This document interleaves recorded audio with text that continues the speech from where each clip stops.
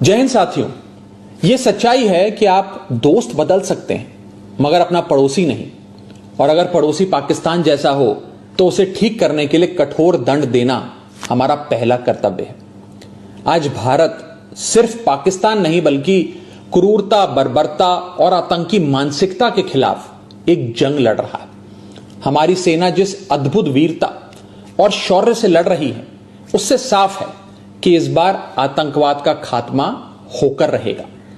बस हम सबको अपने अपने ईश्वर, अपने अपने भगवान से सैनिकों की सलामती की दुआ करनी है, प्रार्थना करनी है और उनके परिवारों के साथ खड़े होकर उनका साहस और मनोबल बढ़ाना है। जिन परिवारों से निकलकर कर्नल सोफिया कुरैशी और विंग कमांडर व्योमिका सिंह जैसी बेटियां तिरंगे की शान संभाल रही हैं, जिन परिवारों के बेटे सरहद पर दुश्मन का मुकाबला कर रहे हैं, उन परिवारों के साथ चट्टान की तरह खड़ा होना है। दुनिया जानती है कि हमारा ये उसूल है, ना हम किसी को पहले छेड़ते हैं और ना ही बाद में किसी को छोड़ते हैं। 22 अप्रैल को पहलगाम में पाकिस्तानी आतंकियों ने जिस कायरता और क्रूरता से हमारे निहत्थे लोगों की हत्या की थी, वो मानवता के इतिहास पर एक कलंक की तरह है। सो हमने भी अपने बहनों के सिंदूर का बदला ऑपरेशन सिंदूर की पहली इंस्टॉलमेंट से ले लिया, मगर पाकिस्तान अपनी गलती मानने की बजाय भारत को ही आंख दिखाने लगा। उसने अपनी गलती स्वीकारने की जगह सीमा पर हमारे बेकसूर नागरिकों को और बच्चों को निशाना बनाने का आपराधिक प्रयास किया। वो भूल गया कि भारत जहां बुद्ध की धरती है वहां अर्जुन और भीम जैसे महान योद्धाओं की भी। भारत अगर गांधी का वंशज है तो भगत सिंह और चंद्रशेखर आजाद जैसे वीरों का भी। और इसलिए अब भारत की तीनों सेनाएं पूरी ताकत से बता रही हैं कि भारत पाकिस्तान का बाप है और बाप बाप होता है। हमारी मिसाइलें, हमारे विमान पाकिस्तान की छाती पर गरज रहे हैं।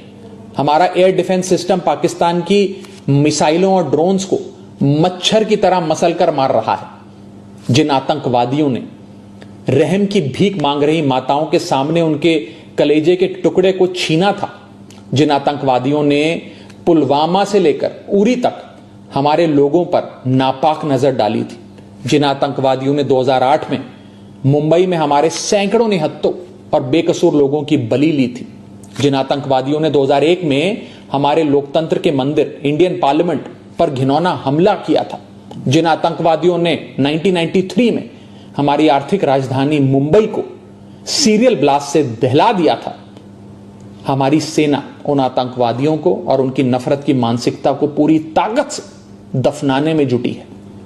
बस हम सबको आपस में एक रहना है। मुसीबत में देश की कमजोरी नहीं बल्कि ताकत बनना है। हम किसी भी धर्म, किसी भी जाति या किसी भी राजनीतिक दल से जुड़े हैं, किसी भी नेता को फॉलो करते हैं, इससे ज्यादा महत्वपूर्ण बात यह है कि हम सब हिंदुस्तानी हैं। We are all Indians. अगर कोई हमारे देश और मातृभूमि की तरफ आंख उठाएगा उसका जवाब हम सब मिलकर देंगे। हमारी आर्मी, नेवी और एयरफोर्स पाकिस्तान को फिर से याद दिला रहे हैं कि ऐसे ही 1971 में उसको धूल चटाई थी, ऐसे ही पाकिस्तान के 90,000 से अधिक सैनिकों को घुटनों पर लाकर भारत ने नया बांग्लादेश बनाया था।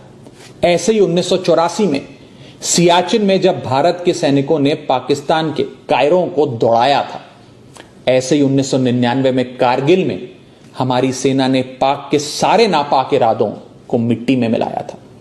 मगर पाकिस्तान की मेमोरी लगता है कमजोर है, इसलिए समय समय पर याद दिलाना पड़ता है। जो देश 24 घंटे 365 दिन पूरी दुनिया के सामने भीख का कटोरा लेकर खड़ा रहता है, जो देश अपने बच्चों के हिस्से का दूध आतंकियों को पिलाता है, उसका फन कुचलने का इस बार इरादा हर हिंदुस्तानी ने ठान लिया है।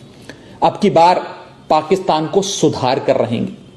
भारत पाकिस्तान को चुनौती और चेतावनी दे रहा है कि सुधर जाओ, वरना अब काशी से लेकर इस्लामाबाद तक बहेगी गंगा, रावलपिंडी में लहराएगा भारत का तिरंगा। जय हिंद।